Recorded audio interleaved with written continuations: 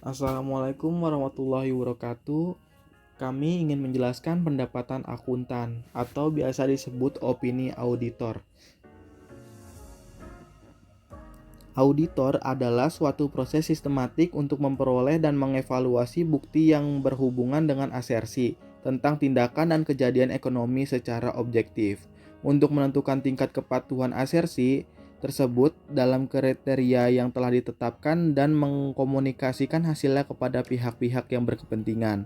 Adapun hasil dari audit yakni berupa pendapat dari auditor atas laporan keuangan yang diperiksa. Pendapatan audit inilah yang mengungkapkan apakah laporan keuangan wajar atau tidak. Jenis-jenis pendapat akuntan. Menurut OGES, menurut Standar Profesional Akuntan Publik per 31 Maret 2011, PSA 290, SA Seksi 508. 1. Pendapatan wajar tanpa pengecualian. 2. Pendapatan wajar tanpa pengecualian dengan paragraf penjelas.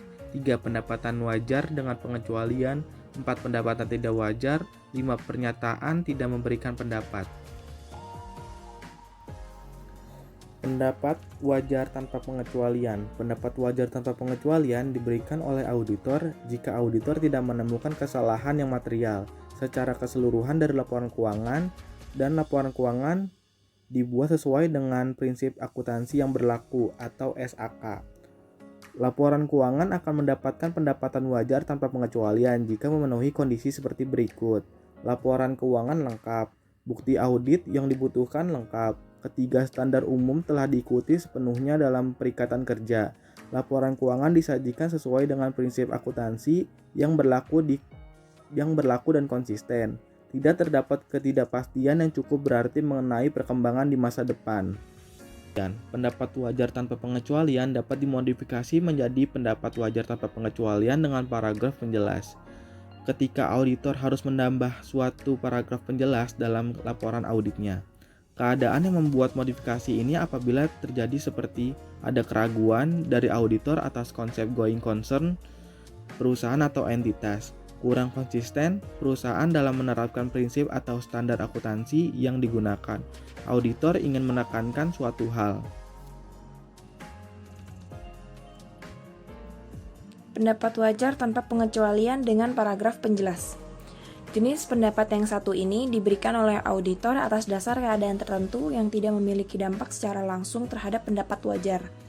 Perbedaan dari jenis pendapat ini terletak pada paragraf penjelas yang diberikan oleh auditor terkait dengan keadaan tertentu yang telah dinyatakan sebelumnya.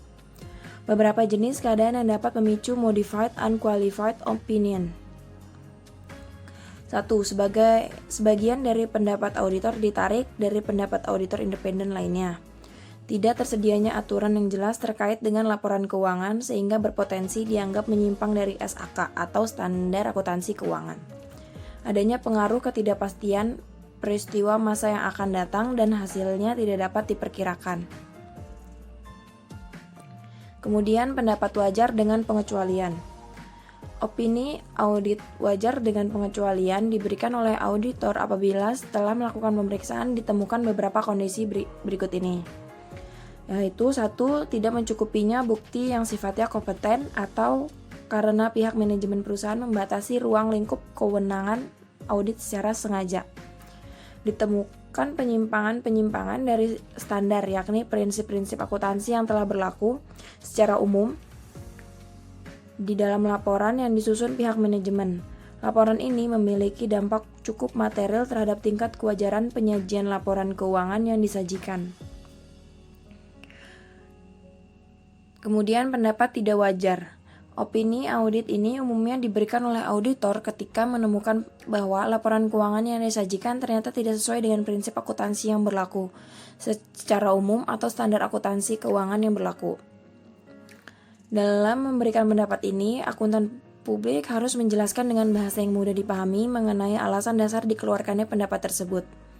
Selain itu, auditor juga harus menjelaskan dampak dari pendapatnya terhadap laporan keuangan, hasil usaha perusahaan hingga arus kas yang ada.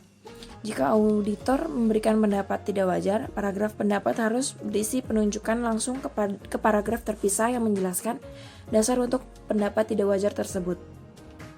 Pernyataan tidak memberikan pendapat diberikan oleh auditor apabila adanya pembatasan terhadap ruang lingkup audit, sehingga tidak dapat melaksanakan yang cukup untuk memungkinkan auditor memberikan pendapat atas laporan keuangan yang diauditnya.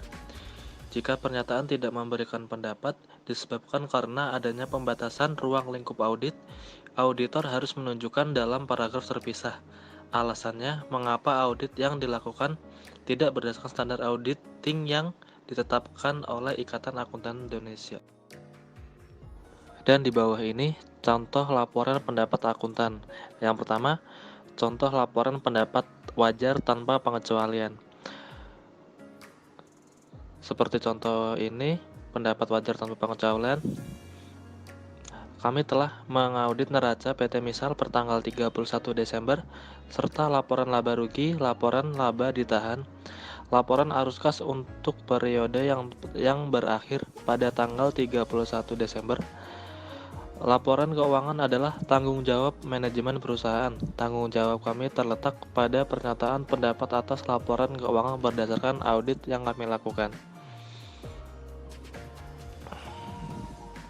Lalu yang kedua, contoh laporan pendapat wajar tanpa pengecualian dengan paragraf jelas. Contohnya, kami telah mengaudit neraca, konsolidasi, PT Misal dan anak perusahaan, PT Contoh per tanggal 31 Desember, serta laporan laba rugi, laporan laba ditahan, laporan arus kas, konsolidasian untuk periode yang berakhir pada tanggal 31 Desember.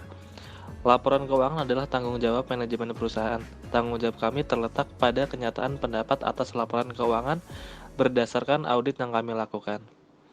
Yang ketiga, contoh laporan pendapat wajar dengan pengecualian.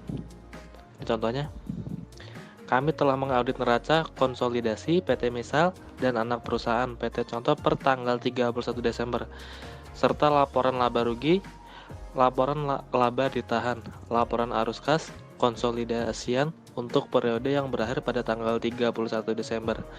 Laporan keuangan adalah tanggung jawab manajemen perusahaan. Tanggung jawab kami terletak pada kenyataan pendapat atas laporan keuangan yang berdasarkan audit yang kami lakukan. Kami tidak mengaudit laporan keuangan PT Contoh, suatu anak perusahaan yang sepenuhnya dimiliki PT Misal. Yang keempat, contoh laporan pendapat tidak wajar. Contohnya, sebagaimana telah dijelaskan dalam catatan X, di atas laporan keuangan perusahaan mencantumkan perkiraan aktiva tetap berdasarkan nilai setelah dilakukan penilaian kembali dan penyusutannya dihitung berdasarkan nilai tersebut. Prinsip akuntansi yang berlaku umum mengharuskan penyajian aktiva tetap berdasarkan harga perolehan dikurangi dengan penyusutan yang dihitung berdasarkan harga perolehan tersebut.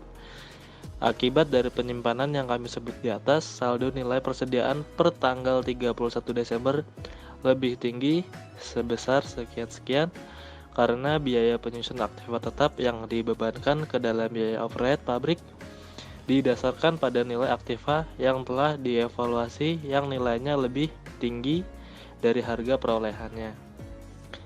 Lalu yang terakhir, contoh laporan pernyataan tidak memberikan pendapat.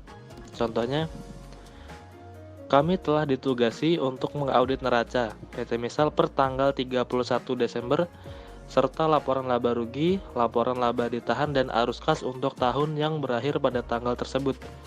Laporan keuangan adalah tanggung jawab manajemen. Perusahaan tidak melakukan perhitungan fisik atas persediaan. Nilai persediaan yang dicantumkan adalah laporan keuangan per tanggal 31 Desember adalah nilai menurut catatan perusahaan. Selanjutnya, kami tidak menemukan bukti-bukti yang mendukung harga perolehan aktiva tetap yang dibeli sebelum tanggal 31 Desember. Kami tidak menerapkan prosedur audit lainnya terhadap persediaan dan aktiva tetap. Berikut contoh laporan pendapat akuntan. Terima kasih.